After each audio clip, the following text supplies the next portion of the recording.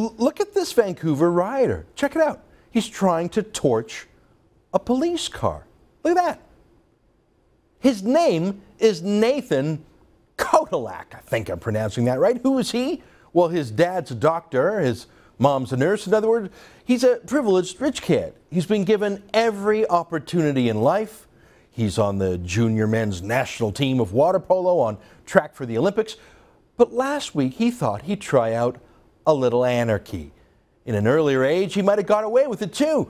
But 2011 is the era of camera phones and Facebook. So within hours, pictures of Kotelak and his deeds were circulating the internet, and it didn't take long before he was identified. It was only after that public naming and shaming that Kotelak came forward with a carefully stage-managed apology. Kotelak said he's sorry, but is he sorry about what he did, or just sorry about getting caught? At a press conference on the weekend, Kotelak said he just got swept up with things. Oh yeah, he said, quote, I made some very bad decisions for reasons I can't really explain. I went from being a spectator to being part of the mob mentality, he said.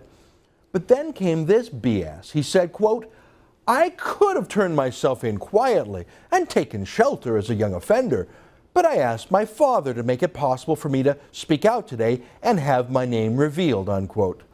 Yeah, no. You were revealed thousands of times all over the internet on websites dedicated to outing rioters who, like you, were too stupid to cover your faces with masks. Kotelak's lawyer, Bart Finley, went even further. He told reporters that his rioting client showed, quote, courage by revealing himself. Yeah, no, he didn't reveal himself. He was revealed by thousands of others. And I'm not sure if anyone trying to light a police car on fire gets to be called courageous. But get this, Finley, Kotelak's lawyer, did use the word mob, but not to describe his client. Finley used the word mob to describe the concerned citizens on Facebook who took Kotelak's photo and then identified him and condemned him. Seriously, Kotelak was a rioter who was part of a mob, but his lawyer says that the people who named him were the mob.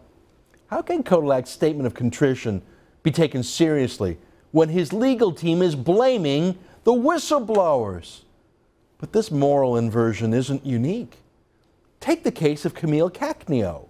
She's a daughter of privilege, just like Kotelak. She was downtown during the riot, and she just couldn't help herself. She ran into a clothing store that was being looted and stole 2 pairs of men's pants. Here's a clip of her running out of the store with a jubilant look on her face. Take a look at this. Here she comes. That's her right there. That's her. Just like Kotelak, she made a public apology, but only after being exposed and condemned on the internet. Unlike Kotelak, she clearly didn't have a lawyer draft up her apology, though. She just let her rip on a blog. She started well, an apology with the words, I take full responsibility for my actions. But then she kept talking. She said, quote, I am not responsible for the riot, she wrote. Yeah, well, looting is part of rioting. Then she says this, let me quote, being part of the riot was simply to fulfill the adrenaline rush I was looking and hoping for. It was enjoyable to express my disappointment in the hockey game. The riot was happening and would continue to happen with or without me, so I might as well get my adrenaline fixed. The stealing was purely fun for me. And here's how she justified it. This is from her own blog. She said, quote, the place is already broken into. Most of the contents of the store have already been stolen. So what difference does it make if I take a couple things? Oh my God. But my favorite or unfavorite part has to be her attempt to prove that she's truly a moral person. Why?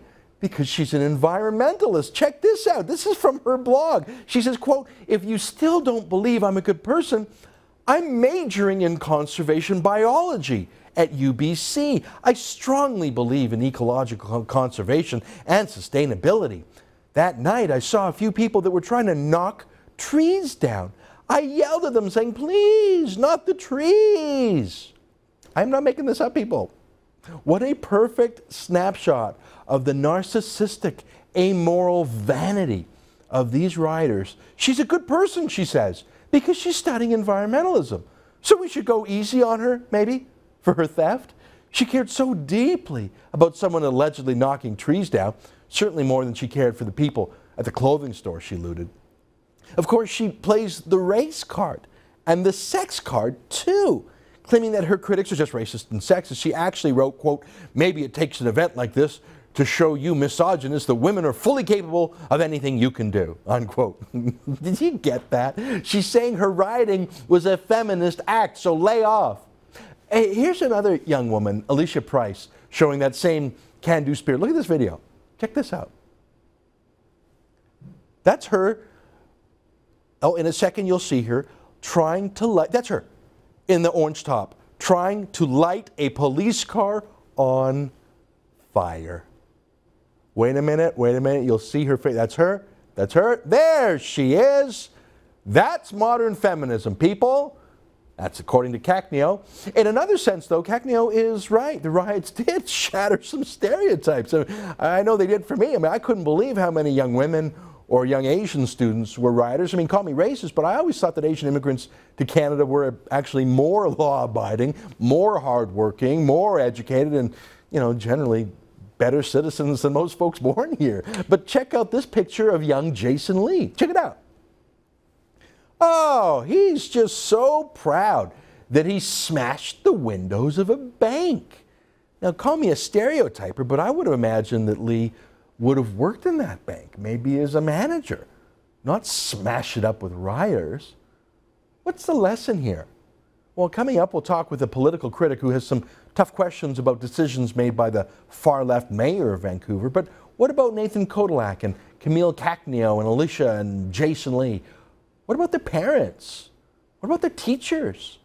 Look, we people are not angels, we're not devils, we're human beings with the ability to do amazing, virtuous and kind things, but also the dark desire to sin and to sometimes set things on fire just to watch the world burn. Most of the time we're kept in check by pressures on us, the peer pressure of our families and friends and churches and co-workers, and if necessary by the presence of the law. But what happens when all that's removed, when we're in a moral vacuum and we feel, however falsely, that we can get away with anything? Well, that's when our moral fiber is tested. That's when we show our true nature. Kodalak and Cacneo and Price and Lee, well, they failed. Who cares how well behaved they are when their parents and teachers are watching? When they thought no one could see them, they behaved like animals. When a little baby's born, we've got about 18 years to turn that child from a little destroying, amoral barbarian into a respectable member of society who knows right from wrong. I blame these 4 young thugs themselves. They failed the test of responsible citizenship, of moral integrity. But I think we also need to look at our larger culture, from schools to TV shows to modern fashionable parenting. We have stopped teaching right and wrong, good and evil. And we've even stopped using those words. Well, Vancouver burning is proof of that.